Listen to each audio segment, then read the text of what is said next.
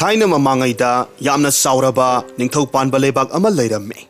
Hairiba lebak asida migi mitam amadi atay atopa potchay kaya ama siyam sabada thoidokna haithoi singthoiraba luwang kauba naha oiriba nupa ama leirame. Luwang mabuksil yamna tapsaba mathauda mabuk ningsangba nupa ama ne. Mahak amadi mahaki loinabi thabalay asuki matik nungsi sanay. Luhong kayhong duna layminaba kuidibaga oibane makoy anisi mitkup kuding unadana layba ngamnaramde. Nong maginumita luwang na makoygi sanggoyda angang singna sananaba sanapot masa-masa khara una sarami. Tanza asimaktada laybak ningthaugi lanmi khara thonggalda sanglakpa urami. Mataw aduda yamna ngakna matomta khanjarami. Karino? Ining thaugi lanmi singa sina aigi yumda lakliba sibu. Karibu tauba yaurba satnone. Asumna khalingay lanmi singa duna tuna sangsilaklaga luwangda hairami. Nupa, nahakla mitam sabada yamna haithoi singthoi haiduna miyamna hainariba luwang hairiba se. Luwang masadu ipa pakhatle khumlaklame. Hoi, mani athauba. Ayhak isamakni. Adubu athauba. Aina kari lanba yaukhrabage. Aibu phaba lakpiriba asibo. Mahaki samjaraba mataw aduda lanmi amana noktuna hairame. Luwang, ngaikon he, pakhat ki ganune. Aikhoy mayam say, nangbu phaba lakpa natte. Ining thaugi athangni. Nahakpu konungda amukta kauruso haiduna laklibani ne. Ining thaugi phajaraba saktam aduga chap manana mitam amatang nangonda ining thauna sahaningba male. Madugidamakta aikhoina nahakpu kauba laklibani. Wafamsi tavada luwang sor asangba ama honthajarame. Aduga harauna imungda leiribi mahaki nupibu kauthoktuna warol pumnamak tamlamme. Masigi matungda mahak lanmising aduga loinana konung chatkre. Ngaihaki matungdadi konung yaure. Ningthongna luwangda mahaki saktam asiga chap manana ugi mitam amakhak sananaba yathang tawramme. Madugi mana oina sana lupa kaya marom pigadawribani hairame. Wafamsi tavada mahakti haraubagi ngamkhai laikhidre. Ningthongna pamliba adumag pangthoksaraki hairamduna mayum tana halaklamme. Mayumda halakpagi lambida yamna solabi hanubi amakhak mahakna thengnaramme. Hariba hanubidu segairaba bora khaw ama ngamboi ngamdaboy soro singlaga satlammi. Mataw aduda mahakna yengba ngamdaduna thuna sangsilaga hanubidugi mateng panglammi. Luwanggi thaujal haiba moong mataw aduda hanubidu penjarammi. Masidagi makoy ani wari watai sanaduna asum lakpa asida hanubidugi mallaba khangpoksang adu loksilaklammi. Khangpoksangdugi phibamdu asukki matik yamna soklammi. Maram asidagi luwang na makata na hairaklammi. Ipok, asuk yamna malaba tekthagadauraba khangpoksang asidabo natomta kamdongna lairiba none. Ipok, nasuna haribase amukta yabiyo. Ayhakisu aigi nupiga aiga khaktani laizaribase. Aduna ngasi hariba nimisidagidi aikhoiga punna laiminarurase. Mahaki wahisi tavada hanubidu nokphet tawramme aduga hairame. Sunupa, nahakna nabok aibu nungsiduna hariba wado aigi oinadi laibak yamna pharaba wafamne. Adubune, ibokti yumse thadoktuna satningdene. Siba tarabasu mafamsida adumak sijage. Aduna ibok mafamsida adumak lehaurage ko. Nang ibokpu waraugano. Luwangna phanakanna haijaraba phawada hanubiduna yaba kauba leite. Kona thangdadi mahaksu upai leiteduna mayumda hallaki hairamlaga khongthang amani hek thangba hobagadi hanubiduna mahakpu khamlamme. Aduga upu masa amakhak puthoraktuna mangonda piraklamme. Aduga hairakhe. Nupa masa ngaiko. Sese masi lausillo. Ibokna nangi minungsi sauba nataw aduda nungsiduna pibane. Nahakti mitam saba miyoy ama oibanina masay nangonda soidanamak kanarakani. Hanubiduna piriba upu masado lausilli ngaihag munna yengi madugi matungda luwang na kumlaklamme. Ibok, masibu karino? Upu masasigi manungda yauriba sibu kari oirabano? Ibunga, masigi manungsida yauriba say atay kari sunatene. Masay yamna akhanaba masu kharani. Hariba masu singasina nahakna saba mitamdugi saktamduda masu sanglabadi mitamdo amukka hena asengba ahingba mi oina ugadawribanine. Masigi masu singse thaina aigina ipuroiba nahakina napu aduna sisinarambani. Aina nahakpu nungsiman khaduna pirabani ko. Hanubi aduna nungsina pirakpa aduda mahak harauna lausilammi aduga mayumda halaglammi. Mayum yorabada magi nupi thabalayda ngasai ningthongna hairakhiba amadi hanubiduga thengnarakhiba wari pumnamak tamlammi. Numit adudagi hongna luwang ningthau pamelgi saktam una haktuna sem saba haukre. Tha ama supna sem saraba matungda mitamdu saba loisillammi. Masidagi mahakna mitamdu hanubiduna pirakhiba masu aduna ningthau pamelgi saksu aduga sap manana masu sangkre.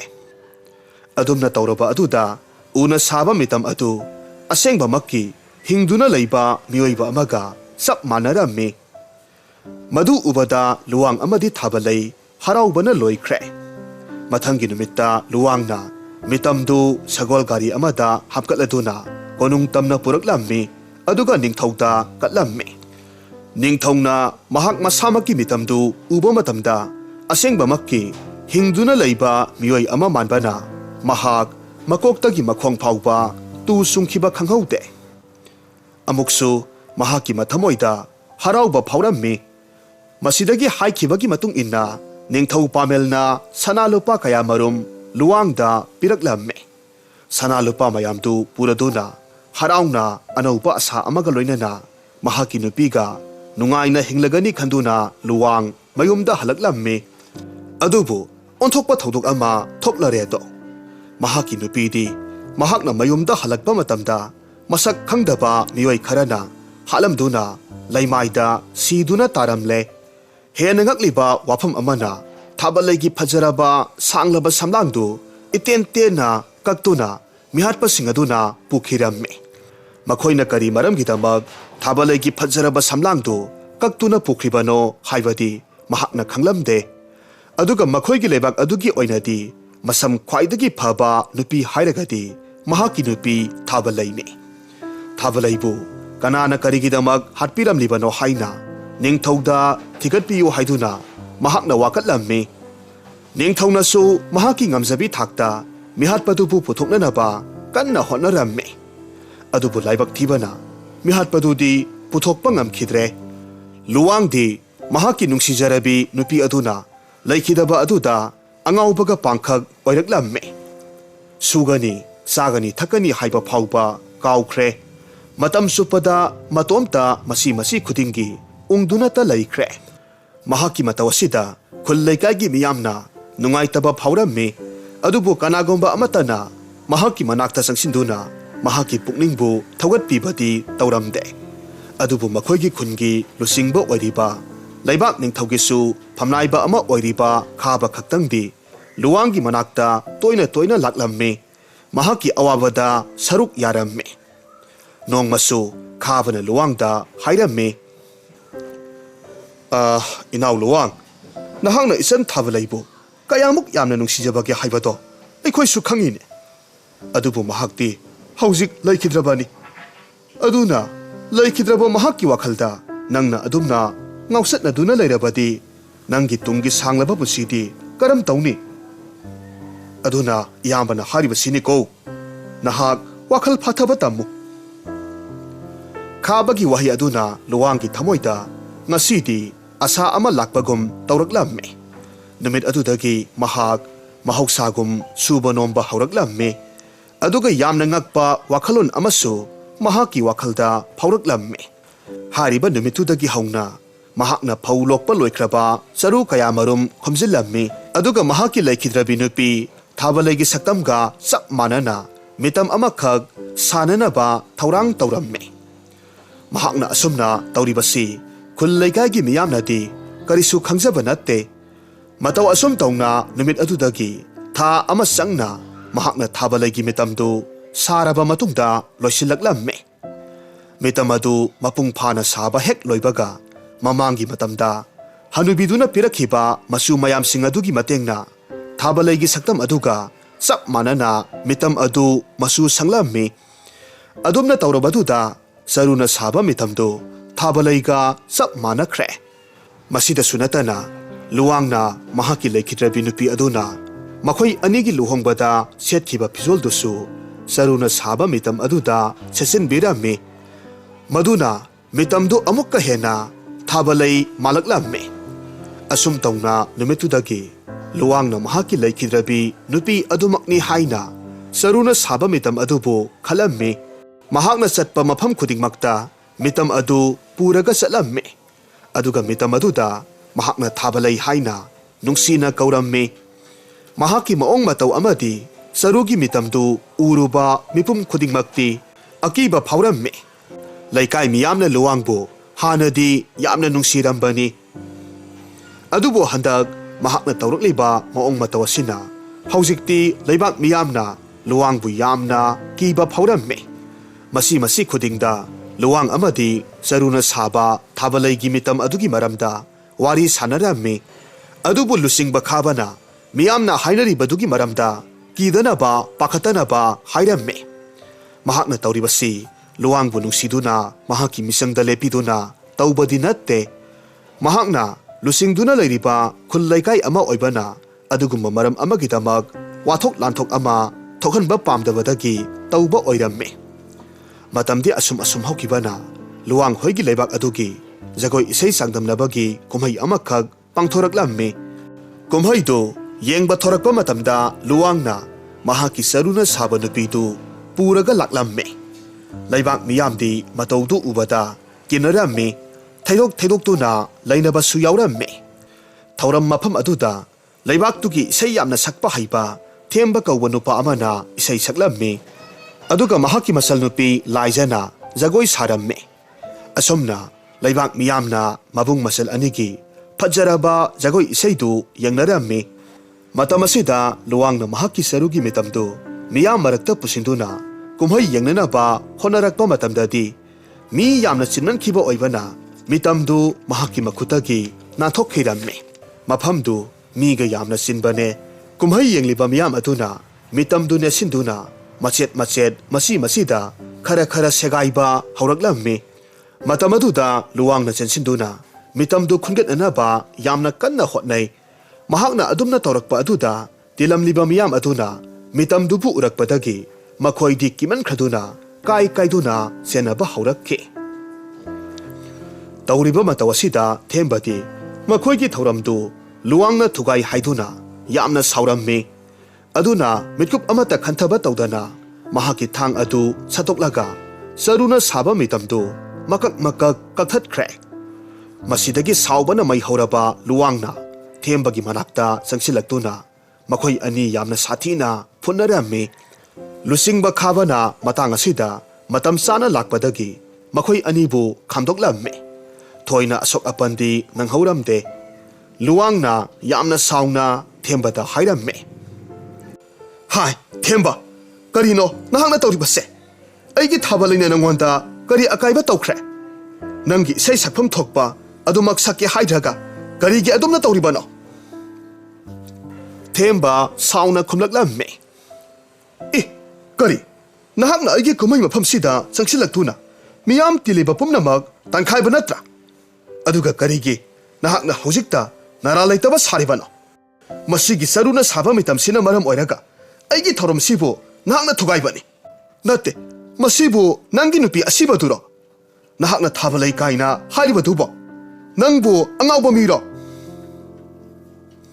thembagi ka henba wangang aduda luwang saubana mai haukhre thembagi manakta songsillamme ꯃꯈꯣꯏ ꯑꯅꯤ ꯌꯥꯝꯅ ꯀꯟꯅ ꯐꯨꯅꯔꯛꯂꯝꯃꯤ꯫ ꯂꯨꯆꯤꯡꯕ ꯈꯥꯕꯅ ꯆꯪꯁꯤꯟꯗꯨꯅ ꯃꯈꯣꯏ ꯑꯅꯤꯕꯨ ꯈꯥꯝꯗꯣꯛꯂꯝꯃꯤ꯫ ꯃꯇꯧ ꯑꯁꯨꯝ ꯇꯧꯅ ꯂꯨꯋꯥꯡ ꯃꯍꯥꯛꯀꯤ ꯁꯦꯒꯥꯏꯔꯕ ꯆꯔꯨꯅ ꯁꯥꯕ ꯃꯤꯇꯝ ꯑꯗꯨꯕꯨ ꯃꯌꯨꯝꯗ ꯄꯨꯗꯨꯅ ꯍꯜꯂꯛꯂꯝꯃꯤ꯫ ꯑꯍꯤꯡꯒꯤ ꯃꯇꯝ ꯑꯣꯏꯔꯕꯗ ꯃꯍꯥꯛꯅ ꯃꯤꯇꯝꯗꯨ ꯑꯃꯨꯛ ꯍꯟꯅ ꯐꯣꯠꯆꯤꯟ ꯇꯥꯏꯁꯤꯟꯗꯨꯅ ꯍꯥꯟꯅꯒꯨꯝꯅ ꯁꯦꯝꯂꯝꯃꯤ꯫ ꯃꯇꯝ ꯑꯁꯤꯗ ꯃꯍꯥꯛꯅ ꯁꯥꯔꯤꯕ ꯆꯔꯨꯒꯤ ꯃꯤꯇꯝ ꯑꯗꯨꯗ ꯄꯥꯜꯂꯤꯕ ꯃꯃꯤꯠꯇꯨ ꯇꯥꯏꯕꯪ ꯃꯤꯑꯣꯏꯕ ꯑꯃꯒꯨꯝꯅ ꯑꯃꯨꯔꯛ ꯑꯅꯤꯔꯛ ꯈꯞꯈꯤꯕꯒꯨꯝ ꯃꯍꯥꯛꯅ ꯎꯈꯤ꯫ ꯑꯗꯨꯕꯨ ꯃꯍꯥꯛꯅ ꯃꯁꯤ ꯄꯨꯝꯅꯃꯛ ꯃꯥꯒꯤ ꯋꯥꯈꯜꯅ ꯑꯣꯏꯔꯝꯒꯅꯤ ꯍꯥꯏꯅ ꯈꯜꯂꯝꯃꯤ꯫ ꯀꯔꯤꯁꯨ ꯊꯣꯏꯅ ꯈꯟꯖꯤꯜꯂꯨꯗ꯭ꯔꯦ꯫ ꯃꯁꯤꯗꯒꯤ ꯃꯍꯥꯛ ꯐꯃꯨꯡꯗ ꯀꯥꯈꯠꯇꯨꯅ ꯇꯨꯝꯊꯈ꯭ꯔꯦ꯫ ꯃꯊꯪꯒꯤ ꯑꯌꯨꯛꯅꯤ꯫ ꯂꯨꯋꯥꯡꯅ ꯃꯤꯠꯀꯞ ꯊꯣꯔꯛꯄ ꯃꯇꯝꯗꯗꯤ ꯃꯈꯣꯏꯒꯤ ꯂꯩꯀꯥꯏꯗꯨꯗ ꯃꯤ ꯂꯥꯡꯅꯕꯒꯤ ꯃꯈꯣꯜ, ꯀꯞꯅ ꯂꯥꯎꯅꯕꯒꯤ ꯃꯈꯣꯜ ꯇꯥꯔꯛꯂꯝꯃꯤ꯫ ꯃꯍꯥꯛꯅ ꯃꯄꯥꯟꯗ ꯊꯣꯛꯇꯨꯅ ꯌꯦꯡꯂꯨꯕ ꯀꯥꯟꯗꯗꯤ ꯉꯔꯥꯡ ꯃꯍꯥꯛꯀ ꯈꯠꯅꯈꯤꯕ ꯊꯦꯝꯕ ꯑꯃꯗꯤ ꯃꯥꯒꯤ ꯃꯆꯜꯅꯨꯄꯤ ꯂꯥꯏꯖꯥ, ꯃꯈꯣꯏ ꯑꯅꯤꯃꯛ ꯑꯁꯨꯛꯀꯤ ꯃꯇꯤꯛ ꯌꯥꯝꯅ ꯁꯥꯊꯤꯕ ꯃꯤꯁꯤ ꯑꯃꯗ ꯁꯤꯔꯗꯨꯅ ꯂꯩꯀꯥꯏꯗꯨꯒꯤ ꯂꯝꯂꯣꯡ 3 ꯐꯥꯡꯕꯗ ꯇꯥꯔꯒ ꯂꯩꯔꯝꯃꯤ꯫ ꯃꯈꯣꯏ ꯑꯅꯤꯅ ꯁꯤꯔꯒ ꯇꯥꯔꯝꯂꯤꯕ ꯃꯇꯧꯗꯨ ꯑꯁꯨꯛꯀꯤ ꯃꯇꯤꯛ ꯀꯤꯅꯤꯡꯉꯥꯏ ꯑꯣꯏꯕ ꯃꯑꯣꯡ ꯑꯃꯗꯅꯤ꯫ ꯊꯦꯝꯕꯗꯤ ꯃꯍꯥꯛꯀꯤ ꯃꯈꯧꯔꯤ ꯆꯔꯝꯗꯨ ꯀꯛꯇꯨꯅ ꯍꯥꯠꯈꯤꯕ ꯑꯣꯏꯔꯝꯃꯤ꯫ ꯑꯗꯨꯒ ꯃꯍꯥꯛꯀꯤ ꯃꯆꯜꯅꯨꯄꯤ ꯂꯥꯏꯖꯥꯗꯤ ꯃꯈꯣꯡ ꯅꯥꯝꯃꯗꯨ ꯀꯛꯇꯨꯅ ꯍꯥꯠꯈꯤꯕ ꯑꯣꯏꯔꯝꯂꯦ꯫ ꯃꯇꯧ ꯑꯗꯨ ꯂꯨꯋꯥꯡꯗꯤ ꯀꯨꯏꯅ ꯌꯦꯡꯕ ꯉꯝꯗꯗꯨꯅ ꯃꯌꯨꯝꯗ ꯑꯗꯨꯃꯛ ꯆꯪꯂꯛꯂꯝꯃꯤ꯫ ꯃꯍꯥꯛꯀꯤ ꯊꯃꯣꯏꯗ ꯁꯤꯔꯤꯕ ꯃꯈꯣꯏ ꯑꯅꯤꯒꯤꯗꯃꯛ ꯅꯨꯡꯉꯥꯏꯇꯕ ꯑꯃꯗꯤ ꯐꯥꯎꯔꯝꯃꯤ꯫ ꯉꯥꯏꯍꯥꯛꯀꯤ ꯃꯇꯨꯡꯗꯗꯤ ꯂꯨꯆꯤꯡꯕ ꯈꯥꯕ ꯃꯐꯝꯗꯨꯗ ꯃꯤꯁꯤ ꯑꯗꯨꯕꯨ ꯌꯦꯡꯁꯤꯟꯕ ꯂꯥꯛꯂꯝꯃꯤ꯫ ꯁꯤꯗꯨꯅ ꯇꯥꯔꯒ ꯂꯩꯔꯝꯂꯤꯕ ꯃꯈꯣꯏ ꯑꯅꯤꯒꯤ ꯃꯁꯥ ꯑꯗꯨꯗ ꯆꯔꯨ ꯃꯀꯨꯝ ꯈꯔ ꯄꯛꯇꯨꯅ ꯂꯩꯔꯝꯕ ꯃꯍꯥꯛꯅ ꯎꯔꯛꯂꯝꯃꯤ꯫ ꯃꯁꯤꯗꯒꯤ ꯈꯥꯕꯅ ꯑꯃꯨꯛ ꯇꯤꯜꯂꯤꯕ ꯃꯤꯌꯥꯝꯗꯨ ꯇꯥꯟꯅꯅꯕ ꯍꯥꯏꯔꯛꯂꯝꯃꯤ꯫ ꯃꯤꯌꯥꯝ ꯄꯨꯝꯅꯃꯛ ꯑꯃꯨꯛꯇ ꯇꯞꯊꯕꯤꯈꯣ꯫ ꯌꯦꯡꯕꯤꯌꯨ, ꯃꯁꯤꯒꯤ ꯆꯔꯨ ꯃꯀꯨꯝꯁꯤ ꯊꯋꯥꯏ ꯌꯥꯎꯗ꯭ꯔꯕ ꯑꯉꯥꯡ ꯑꯅꯤꯁꯤꯒꯤ ꯃꯁꯥꯗ ꯄꯛꯇꯨꯅ ꯂꯩꯔꯝꯕꯅꯤ꯫ ꯑꯩꯈꯣꯏꯒꯤ ꯂꯩꯀꯥꯏ ꯑꯁꯤꯗꯕꯨ ꯆꯔꯨ ꯁꯤꯖꯤꯟꯅꯕ ꯃꯤꯑꯣꯏꯕꯨ ꯂꯩꯕꯤꯕ꯭ꯔꯥ? ꯃꯍꯥꯛꯀꯤ ꯋꯥꯍꯪꯗꯨ ꯇꯥꯕꯗ ꯇꯤꯜꯂꯝꯂꯤꯕ ꯃꯤꯌꯥꯝꯗꯨꯒꯤ ꯃꯔꯛꯇꯒꯤ ꯑꯃꯅ ꯈꯨꯝꯂꯛꯈꯤ꯫ ꯂꯨꯆꯤꯡꯕ, ꯃꯤꯇꯝ ꯁꯥꯕ ꯍꯩꯕ ꯂꯨꯋꯥꯡꯅ ꯍꯟꯗꯛ ꯃꯍꯥꯛꯀꯤ ꯅꯨꯄꯤꯒꯤ ꯁꯛꯇꯝ ꯑꯗꯨꯒ ꯆꯞ ꯃꯥꯟꯅꯅ ꯁꯥꯔꯤꯕ ꯃꯤꯇꯝꯗꯨ ꯆꯔꯨꯅ ꯁꯥꯕꯅꯤ꯫ ꯃꯍꯥꯛ ꯅꯠꯇꯅꯗꯤ ꯑꯗꯨꯝꯅ ꯆꯔꯨ ꯁꯤꯖꯤꯟꯅꯕ ꯃꯤꯑꯣꯏꯗꯤ ꯑꯩꯈꯣꯏꯒꯤ ꯂꯩꯀꯥꯏ ꯑꯁꯤꯗ ꯀꯅꯥꯃꯠꯇ ꯂꯩꯇꯦ꯫ ꯃꯤꯑꯣꯏꯁꯤꯒꯤ ꯋꯥꯍꯩꯁꯤ ꯇꯥꯕꯗ ꯊꯦꯝꯕꯕꯨ ꯄꯣꯛꯄ ꯃꯄꯥ ꯏꯕꯣꯍꯜꯅ ꯁꯥꯎꯅ ꯍꯥꯏꯔꯝꯃꯤ꯫ ꯃꯥꯅꯤ ꯃꯥꯅꯤ, ꯂꯨꯋꯥꯡ ꯍꯥꯏꯔꯤꯕ ꯃꯀꯣꯛ ꯆꯥꯛꯄ ꯃꯤꯑꯣꯏꯗꯨꯅ ꯑꯩꯒꯤ ꯏꯆꯥ ꯑꯅꯤꯕꯨ ꯍꯥꯠꯄ ꯁꯣꯏꯗꯅꯃꯛ ꯑꯣꯏꯒꯗꯧꯔꯤꯕꯅꯤ꯫ ꯉꯔꯥꯡꯒꯤ ꯅꯨꯃꯤꯠꯇ ꯃꯍꯥꯛꯀ ꯑꯩꯒꯤ ꯏꯆꯥꯅꯨꯄꯥ ꯊꯦꯝꯕꯒ ꯌꯥꯝꯅ ꯊꯤꯅ ꯈꯠꯅꯈꯤꯕꯅꯤ꯫ ꯃꯗꯨꯒꯤ ꯂꯃꯟ ꯈꯨꯝꯕ ꯑꯣꯏꯅ ꯃꯍꯥꯛꯅ ꯑꯩꯒꯤ ꯏꯆꯥ ꯑꯅꯤꯁꯤꯕꯨ ꯍꯥꯠꯈꯤꯕ ꯑꯣꯏꯅꯤ꯫ ꯃꯌꯥꯝ ꯄꯨꯝꯅꯃꯛ ꯀꯔꯤ ꯌꯦꯡꯗꯨꯅ ꯂꯩꯕꯤꯔꯤꯕꯅꯣ? ꯍꯧꯖꯤꯛꯃꯛ ꯂꯨꯋꯥꯡ ꯍꯥꯏꯔꯤꯕ ꯅꯨꯄꯥꯗꯨꯒꯤ ꯃꯌꯨꯝꯗ ꯆꯠꯇꯨꯅ ꯃꯍꯥꯛꯄꯨ ꯍꯥꯠꯀꯗꯕꯅꯤ꯫ ꯑꯁꯨꯝꯅ ꯍꯥꯏꯗꯨꯅ ꯃꯤꯌꯥꯝ ꯄꯨꯟꯅ ꯍꯧꯗꯨꯅ ꯂꯥꯛꯂꯝꯃꯤ꯫ ꯂꯨꯋꯥꯡꯕꯨ ꯃꯌꯨꯝꯗꯒꯤ ꯐꯥꯗꯨꯅ ꯄꯨꯊꯣꯔꯛꯂꯝꯃꯤ꯫ ꯑꯗꯨꯒ ꯃꯍꯥꯛꯄꯨ ꯐꯨ ꯆꯩꯕ ꯀꯌꯥ ꯑꯃ ꯇꯧꯕ ꯍꯧꯔꯛꯂꯝꯃꯤ꯫ ꯂꯨꯋꯥꯡꯅ ꯃꯍꯥꯛꯅ ꯊꯕꯛꯇꯨ ꯇꯧꯈꯤꯕ ꯂꯩꯇꯦ ꯍꯥꯏꯅ ꯍꯟꯖꯤꯟ ꯍꯟꯖꯤꯟꯅ ꯍꯥꯏꯔꯝꯃꯤ꯫ ꯑꯗꯨꯕꯨ ꯃꯍꯥꯛꯀꯤ ꯋꯥꯐꯝꯗꯨ ꯀꯅꯥ ꯑꯃꯠꯇꯅꯗꯤ ꯇꯥꯕꯤꯔꯝꯗꯦ꯫ ꯃꯇꯝ ꯑꯁꯤꯗ ꯈꯥꯕꯅ ꯆꯪꯁꯤꯜꯂꯛꯇꯨꯅ ꯂꯨꯋꯥꯡꯕꯨ ꯈꯣꯏꯁꯥꯎꯅꯔꯕ ꯃꯤꯌꯥꯝ ꯑꯗꯨꯗꯒꯤ ꯀꯟꯕꯤꯔꯝꯃꯤ꯫ ꯃꯍꯥꯛꯅ ꯈꯣꯏꯁꯥꯎꯅꯔꯕ ꯃꯤꯌꯥꯝꯕꯨ ꯊꯦꯝꯖꯤꯜꯂꯝꯃꯤ꯫ ꯉꯁꯤ ꯊꯣꯛꯂꯤꯕ ꯊꯧꯗꯣꯛ ꯑꯗꯨꯒꯤ ꯂꯪꯂꯥ ꯂꯪꯖꯦꯜ ꯄꯨꯝꯅꯃꯛ ꯅꯤꯡꯊꯧꯒꯤ ꯃꯐꯝꯗ ꯋꯥꯀꯠꯂꯗꯨꯅ ꯈꯪꯍꯟꯒꯦ, ꯑꯗꯨꯒ ꯃꯤꯍꯥꯠꯄꯗꯨꯕꯨꯁꯨ ꯁꯣꯏꯗꯅꯃꯛ ꯄꯨꯊꯣꯛꯂꯒ ꯆꯩꯔꯥꯛ ꯄꯤꯍꯟꯁꯤ꯫ ꯀꯔꯤꯒꯨꯝꯕ ꯂꯨꯋꯥꯡꯅ ꯃꯔꯥꯜ ꯂꯩꯔꯝꯕ ꯊꯣꯛꯂꯕꯗꯤ ꯃꯇꯝ ꯑꯗꯨꯗ ꯃꯍꯥꯛꯄꯨꯁꯨ ꯁꯣꯏꯗꯅ ꯆꯩꯔꯥꯛ ꯄꯤꯁꯅꯨ ꯍꯥꯏꯗꯨꯅ ꯃꯌꯥꯝꯗ ꯍꯥꯏꯕꯗꯒꯤ ꯃꯤꯌꯥꯝ ꯄꯨꯝꯅꯃꯛ ꯌꯥꯔꯝꯃꯤ꯫ ꯃꯁꯤꯗꯒꯤ ꯃꯤꯌꯥꯝꯁꯤꯡ ꯑꯗꯨꯁꯨ ꯃꯌꯨꯝ ꯃꯌꯨꯝꯗ ꯍꯟꯅꯈ꯭ꯔꯦ꯫ ꯅꯨꯃꯤꯠ ꯑꯗꯨꯒꯤ ꯅꯨꯃꯤꯗꯥꯡꯗꯨ ꯂꯨꯋꯥꯡ ꯃꯤꯠꯀꯨꯞ ꯑꯃꯠꯇ ꯇꯨꯝꯊꯕ ꯌꯥꯔꯝꯗꯦ꯫ ꯃꯍꯥꯛꯀꯤ ꯄꯨꯟꯁꯤ ꯑꯁꯤꯗ ꯊꯣꯛꯂꯔꯤꯕ ꯃꯌꯥꯝ ꯑꯁꯤꯕꯨ ꯀꯔꯤꯅꯣ ꯈꯟꯕꯗ ꯃꯍꯥꯛ ꯋꯥꯈꯜ ꯌꯥꯝꯅ ꯋꯥꯔꯝꯃꯤ꯫ ꯑꯍꯤꯡ ꯊꯦꯡꯖꯤꯜꯂꯛꯄꯗꯒꯤ ꯃꯍꯥꯛꯀꯤ ꯆꯔꯨꯅ ꯁꯥꯕ ꯃꯤꯇꯝꯗꯨ ꯃꯍꯥꯛꯅ ꯇꯨꯝꯂꯤꯕꯗꯨꯒꯤ ꯃꯅꯥꯛꯇ ꯐꯝꯍꯜꯂꯗꯨꯅ ꯃꯍꯥꯛ ꯑꯗꯨꯃꯛ ꯇꯨꯝꯊꯈ꯭ꯔꯦ꯫ ꯉꯥꯏꯍꯥꯛꯀꯤ ꯃꯇꯨꯡꯗ ꯂꯨꯋꯥꯡ ꯈꯣꯝꯂꯦꯟ ꯃꯪꯂꯥꯟꯗ ꯌꯥꯝꯅ ꯑꯀꯤꯕ ꯇꯝꯊꯤꯔꯕ ꯃꯪ ꯑꯃ ꯃꯪꯕꯗꯒꯤ ꯃꯍꯥꯛꯀꯤ ꯃꯁꯥꯗꯨ ꯏꯄꯥ ꯄꯥꯈꯠꯅ ꯌꯥꯝꯅ ꯐꯤꯡꯅ ꯍꯧꯒꯠꯂꯛꯂꯝꯃꯤ꯫ ꯃꯇꯝ ꯑꯁꯤꯗ ꯃꯍꯥꯛꯅ ꯇꯨꯝꯂꯝꯗꯥꯏ ꯃꯇꯝꯗ ꯃꯥꯒꯤ ꯃꯅꯥꯛꯇ ꯊꯝꯂꯝꯕ ꯆꯔꯨꯅ ꯁꯥꯕ ꯃꯤꯇꯝꯗꯨ ꯂꯩꯔꯝꯗ꯭ꯔꯦ꯫ ꯃꯍꯥꯛꯅ ꯌꯥꯝꯅ ꯄꯥꯈꯠꯅ ꯏꯃꯨꯡꯒꯤ ꯑꯇꯩ ꯑꯇꯣꯞꯄ ꯀꯥꯁꯤꯡꯗ ꯀꯣꯏꯊꯤ ꯊꯤꯔꯨꯕ ꯀꯥꯟꯗꯗꯤ Mitamdu makhoi gi imung gi lamyai ka adumaktada taraga leiramle.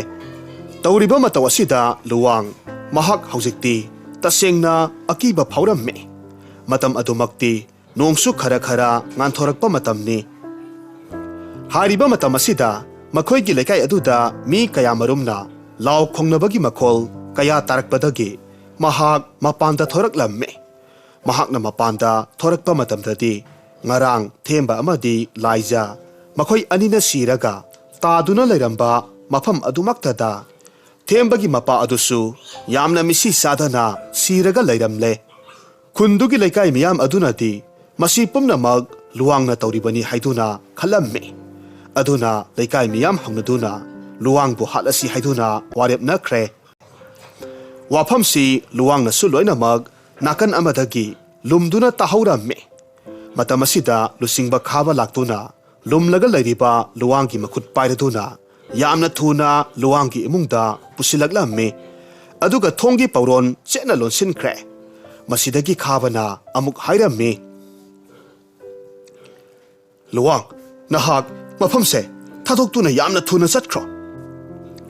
Handak oirakliba matawsing asida nangi naral karisu leiti haibase ai khaktana khangi. Maramasina khulleikagi miyamna nangi yom asida yausilaktringai nahak mafamse thadhoktuna senkro. Luwang khabagi wafamdu thajaraduna mahakna mafi khara loisingi haiduna hek tawbagadi tunglomda khabana khanghaudana utup amana luwangi makok tamna kantharaklamme. Adubu khanghaude CHARUNA SABA thabalagi mitam aduna ahingba taibang miyoiba amagumna chensilaktuna khabagi makhuttu phakre. Tawrakliba thaong aduda khabadudi akiba amaga loinana law khonglammi khangchong chongthoklamme. Luwangsu matawaduda masada akiba amadi pakhatpana thumatkre. Mataw kamdawna CHARUNA SABA mitam amanabu ahingba taibang miyoiba amagumna leng otpa ngamlaklibano haina matomta khanjaramme. Masidagi thabalaina hairaklamme. Ibungo nanai nubi aihakse thabalaigi thawaini. Nahakna aibu yamna nungsijaba mataw aduda aihakpu CHARUNA SABA mitam asida thawai hapirakpani. Aduga yengbiyo masigi mifatta lusingba khaba asina leibaksigi ningtho ama oinabagidamak hotnabada mahakna phatraba mahi kaya taunanaba hotnaribani.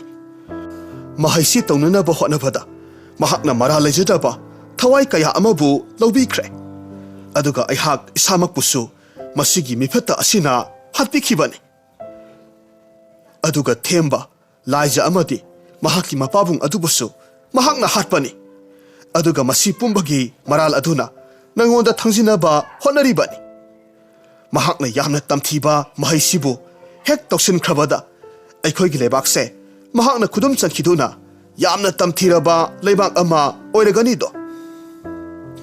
Wafamsi tabada khaba yamna saungna hairaklamme. Hey CHARUNA sabi mitam nangna karina tik leiduna aigi aronba pumnamak phongdoksariba.